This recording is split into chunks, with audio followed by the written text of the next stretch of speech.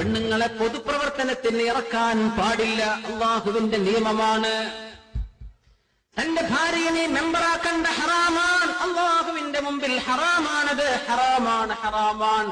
ജുമുഅ ജമാഅത്തിന് പള്ളിക്ക് കൊണ്ടുപോകണോ വേണ്ടയോ എന്ന് മാത്രമാണ് ഉലമാ ചർച്ച ചെയ്തത്. അതന്നെ വേണോ വേണ്ടേ? എന്നിട്ട് പിന്നെ നമ്മൾ ഇവരെ പുറത്തിറക്കണ്ട, അവർക്ക് വിഞ്ഞുകൾ ഉണ്ടാക്കണ്ട, അവർ വീട്ടുകളിൽ അച്ചടക്കത്തോടുകൂടെ മക്കളെ നോക്കി ഭർത്താവിനെ പരിചരിച്ച് നല്ലൊരു തലമുറയുടെ സൃഷ്ടിപ്പ് നടത്തേണ്ട ഉമ്മമാരാണ്. അവരെ നീ ഗോദയിലേക്ക് ഇറക്കല്ല, പൊതുപ്രവർത്തനത്തിന് ഇറക്കല്ല.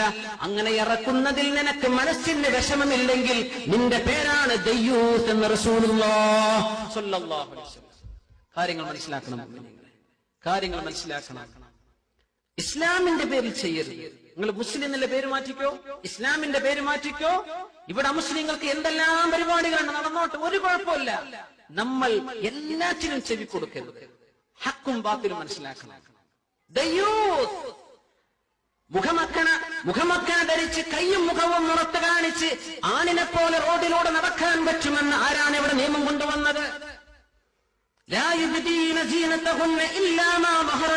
എന്ന അള്ളാഹുവിന്റെ വചനത്തിന് ആരാണ് ദുർവ്യാഖ്യാനം ചെയ്തത്? അങ്ങനെയുണ്ടോ? പെണ്ണിന് കയ്യും വീശി റോഡിലൂടെ നടക്കാമെന്ന്, അന്യരുടെ കൂടെ മിങ്കിളാകാമെന്ന്? അവൾക്ക് പഞ്ചായത്ത് പ്രസിഡന്റ് ആകാൻ പറ്റില്ല മുഅ്മിനെ, അവളെ മത്സരിപ്പിക്കാൻ പറ്റില്ല മുഅ്മിനെ. ഇത് എന്റെ മുഅ്മിനീങ്ങളോട് ഞാൻ പറഞ്ഞില്ലെങ്കിൽ അള്ളാഹു എന്നോട് ചോദിക്കും, ഇങ്ങനെ ഒരു സ്റ്റേജ് കിട്ടിയിട്ട് എന്തുകൊണ്ട് പറഞ്ഞു കൊടുത്തില്ല എന്ന്. ഇനി നിങ്ങൾക്ക് വേണ്ട പോലെ ചെയ്യാം മുഅ്മിനെ, പറ്റില്ല.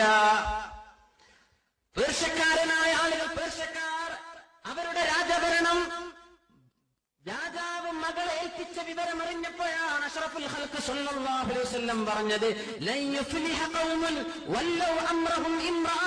ഒരു പെണ്ണിനെ അധികാരം ഏൽപ്പിച്ച സമൂഹത്തിന് വിജയമുണ്ടാവുകയില്ലെന്ന് അഷ്റഫുൽ ഖൽഖ് സ്വല്ലല്ലാഹു അലൈഹി വസല്ലം പറഞ്ഞത് പേർഷ്യയുടെ ഭരണം രാജാവ് മകൾക്ക് കൈമാറിയപ്പോഴാണ്.